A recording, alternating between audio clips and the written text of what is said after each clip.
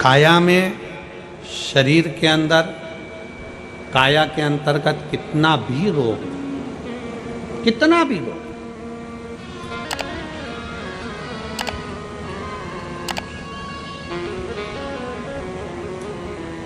शरद पूर्णिमा आ रही है,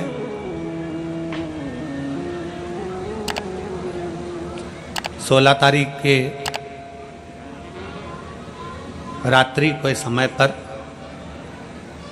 शाम का समय हो, प्रदोष काल का समय हो, अगर डॉक्टर ने कह दिया कि शरीर में ये रोग है और ये रोग जाने वाला नहीं है, ये रोग समाप्त होने वाला नहीं,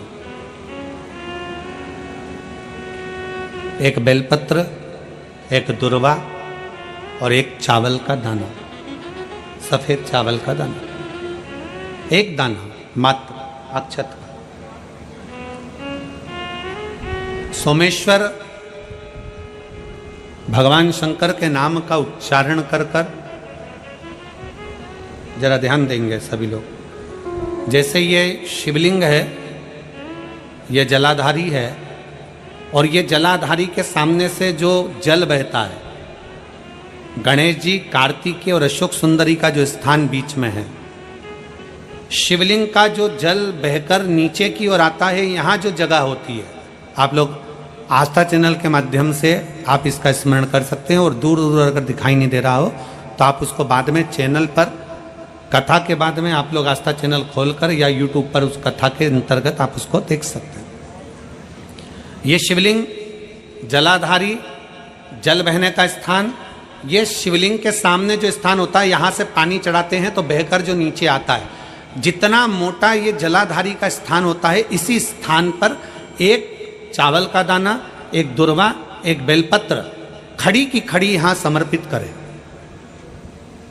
बेलपत्री का डंडी का मुख नीचे हो, बड़े पत्ती का मुख ऊपर की ओर, दुर्वा का भाग ऊपर की ओर हो, चावल का एक दाना यहां समर्पित कर दें। और बाबा देवादिदेव महादेव को यहां समर्पित करने के बाद सोमेश्वर महादेव का श्री शिवाय नमस्तुभ्यम का स्मरण कर कर अपने रोग, जो भी बीमारी है उसका स्मरण कर कर बाबा से प्रार्थना करें। उसमें से बेलपत्री और दुर्वा दोनों को लेकर आए, हटाकर कटोरी में रख लें। एक लोटा जल प्रदोष काल में शंकर भगवान के मंदिर में समर्पित करते हुए और बाबा को प्रार्थना करें। और वो दुर्वा और वो बेलपत्र दोनों को लिया। दुर्वा को उसी शरद पूर्णिमा की रात्रि को चबा चबा कर अच्छे से खा लें, जो एक दुर्वा आप लेकर गए हो। और बेलपत्री को दूसरे दिन सुबह के समय पर जब उठें, उठने के बाद ब्रश आदि करने के बाद, स्नान आदि करने के बाद, भोजन आदि करने के पहले उस बेलपत्र, जो छोटी सी बेलपत्र, उसको चबा चबा कर खा लें। कैसा भी रोग है उसका 15 दिन बाद जांच वापिस कराएं, धीरे धीरे उस रोग में आराम लगना प्रारंभ हो जाए। कैसा भी रोग। शरद पूर्णिमा पर चंद्रेश्वर महादेव की शिव महापुराण की कथा फिरोजाबाद के इस पवित्र प्रांगण के अंतर्गत आप और हम श्रवण कर रहे हैं। शिव तत्व की प्राप्ति कैसे हो?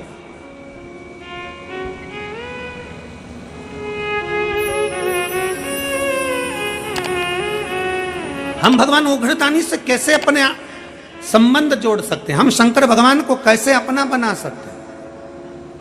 कैसे? और आप तो भाग्यशाली हो फिरोजाबाद वालों। सबसे बड़ी बात तो यह है कि 5 दिन की चंद्रेश्वर कथा तुमको मिली है रोगों के मुक्ति के लिए, रोग समाप्ति के लिए।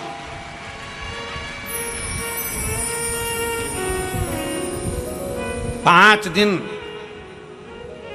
हम मना नहीं करते कि तुम्हारा व्यापार मत करो, खूब व्यापार करो, खूब दुकान पर बैठो, खूब जहां तुम्हारा मन पड़े वहां बैठो, पर 5 दिन में से एक दिन ऐसा निकालना कि कथा के पंडाल में बैठकर, कथा की साक्षी में बैठकर, इस पवित्र भूमि पर जहां हमने पहले भी कहा बस स्टैंड पर रुकती है, ट्रेन रेलवे स्टेशन पर रुकती है, हेलीकॉप्टर हेलीपैड पर उतरता है, और मेरे शंकर भगवान का नंदी शिव महापुराण में उतरता है। उसका स्मरण करो। इस पवित्र भूमि पर बैठकर भगवान शंकर के विरल भक्ति को धारण करो, धारण करो, उतारो अपने। शिव अविरल भक्ति देते। शंकर क्या करेंगे? शिव महापुराण क्या करेगी? शिव तत्व क्या करेगा? कई लोग कहते हैं गुरुजी भगवान ने सारा दुख हमको दे दिया, कई लोग कहते हैं भगवान ने सारा दुख हमको दे दिया, हमारे यहाँ ये हो गया, हमारे वो हो गया, कहीं कुछ ये जीव चले गया, कहीं वो जीव चले गया, कहीं ये तकलीफ आ गई, कहीं वो तकलीफ आ गई। शंकर भगवान को धन्यवाद देना। अगर तुम्हारी प्रिय चीज शंकर भगवान छिना कर ले भी जाए, तुम्हारा कुछ भगवान ने ले लिया, तो भगवान को धन्यवाद दो। भगवान से द्रोह मत करो, भगवान से दुश्मनी मत करो, भगवान की पूजन करना बंद मत करो, शंकर को जल चढ़ाना बंद मत करो। अगर तुम्हारा कोई प्रिय तुमसे भगवान लेकर भी चले जाए, तो शंकर भगवान को धन्यवाद देना कि पूरे संसार में तूने अमीर मुझको समझा, सेठ मुझको समझा, इसलिए मेरे दरवाजे से आकर कुछ लेकर गया है। संसार में मेरे जैसा सेठ नहीं मिला तुझको जो मेरे दरवाजे पर मांगने आया और मेरी प्रिय वस्तु तू लेकर चले गए। जिसको मैं बहुत प्रेम करती, जिसको मैं बहुत स्नेह करता, तूने वो ले लिया मुझसे। परमात्मा को धन्यवाद देना कि तूने मांगा भी तो मुझसे मांगा। उसको मालूम है कि किसके दरवाजे से लिया जाता। थोड़ा सा दुख आया, हम परमात्मा को छोड़ दिए। थोड़ी सी तकलीफ आई, हमने भगवान का भजन करना छोड़ दिया। थोड़ा सा कष्ट आया, हमने भगवान का भजन करना छोड़ दिया।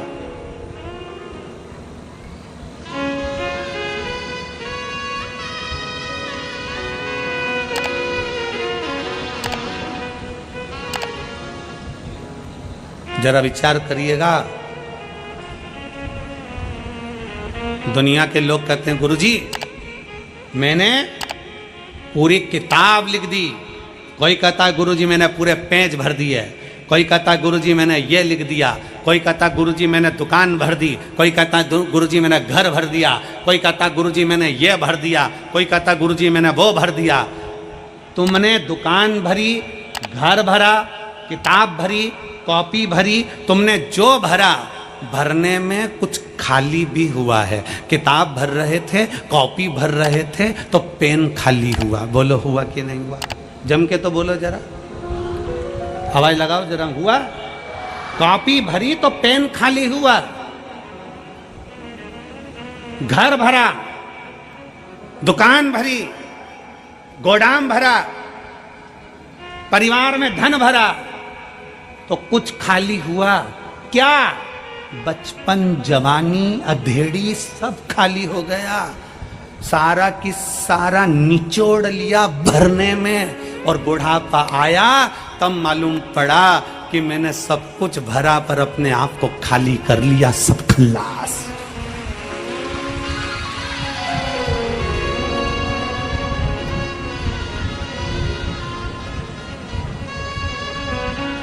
कौन सी सरकार है जो बुढ़ापे में नौकरी देती है? चलो बताओ, कोई सरकार है जो तुम्हें 60 साल के बाद नौकरी देगी, 70 साल के बाद नौकरी देगी? अरे बोलो जम के, कोई है? नहीं। कोई शासन, कोई प्रशासन, कोई सरकार तुम्हें 70-80 साल की उम्र में नौकरी नहीं देते। जवानी की उम्र में नौकरी देते हैं, क्योंकि जितना तुझ में बल है वो पूरा निचोड़ लिया जाए, और जब बुढ़ापा आए तो अपने घर पर जाके घंटी बजाए। जाओ भजन करो, कीर्तन करो, मंत्र जाप करो, नाम जाप करो। कोई नहीं देता। पूरा खाली कर लेते हैं, तब तुम्हें वापिस भेजते हैं। उसी तरह शिव महापुराण की कथा कहती है, खाली हो रहे हो तो उसके साथ थोड़ा थोड़ा भरते चलो। खाली होने से पहले भरते चलो। पहले एक नियम था, हमारे पास में रिफिल होती थी ना, तो रिफिल में फूंक मार देते थे, थोड़ी और धक्का दो, फिर फूंक मार देते और धक्का दो। अब तुमने करा कि नहीं करा वो नहीं मालूम, पर हम तो पढ़े तो हमने वो रिफिल को पेन में से निकाल कर फूंक मार देते थे, और आगे खसक जाए, और आगे खसक। जब मुन्नी खसकती थी तो आगे से उसकी नोक भी निकाल के फिर फूंक मार देते, फूंक मार के फिर नोक को लगा के फिर लिखना चालू कर देते, और आगे बढ़ा दो, और आगे बढ़ा दो। फूंक मारते रहो, इतनी फूंक मारते रहो कि शाही आगे बढ़ती रहे। उसी तरह शंकर भगवान के मंदिर जाकर परमात्मा को प्रणाम करते रहो, जिससे ये रिफिल भरी की भरी रहे, थोड़ी भरती रहे। इसका भरना जरूरी है।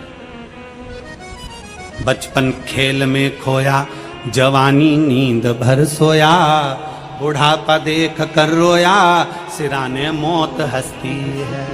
अपने आप को हम कहां समर्पित कर रहे हैं?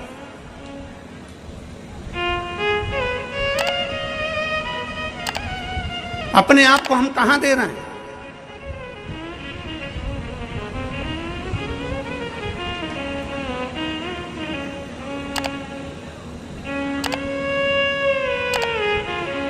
अभी नवरात्रि गई है, आपके घर की कन्याएं भोजन करने गई थी, बोलो गई थी कि नहीं गई थी?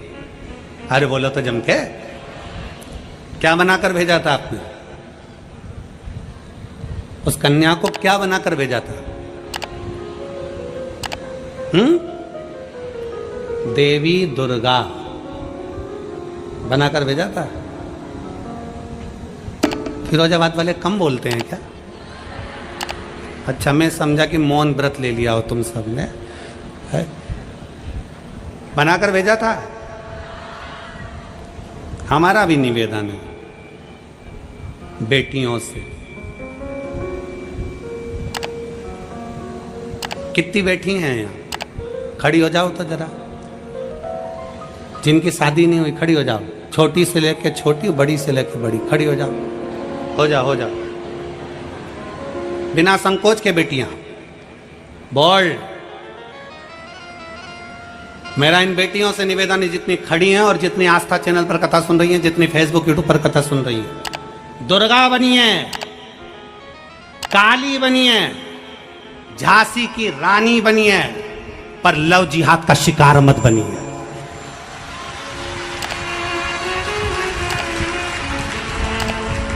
दुर्गा बनिए, आज प्रण लो अपने अंदर की दुर्गा बनिए, काली बनिए, झांसी की रानी बनिए, पर लव जिहाद का शिकार मत बनिए। बैठ जाओ, अपने भीतर वो बल उत्पन्न करो कि मैं अपना सनातन धर्म छोड़कर, अपने सनातन धर्म को छोड़कर दूसरा धर्म स्वीकार नहीं करूं। मैं शिव के मंदिर जाती हूँ, शंकर को जल चढ़ाती हूँ, मैं शंकर के मंदिर जाती हूँ, शंकर के मंदिर में सफाई करती हूँ, मैं शंकर के मंदिर में जाती हूँ, झाड़ू लगाती हूँ, मैं शंकर के मंदिर में जाती हूँ, पोछा लगाती हूँ, मैं शंकर के मंदिर में जाती हूँ, सोमवार का व्रत करती हूँ, पशुपति व्रत करती हूँ, 16 सोमवार करती हूँ, संकट सोमवार का व्रत करती हूँ। मैं वो सनातन धर्म से जुड़ी हूँ जो चंद्रमा को देखकर फिर भोग लगाती हूँ। मैं चंद्रमा और सूर्य की पूजन करती हूँ। अपने सनातन धर्म को छोड़कर कोई धर्म मुझे स्वीकार नहीं, क्योंकि मेरे सनातन धर्म से बड़ा कोई धर्म नहीं।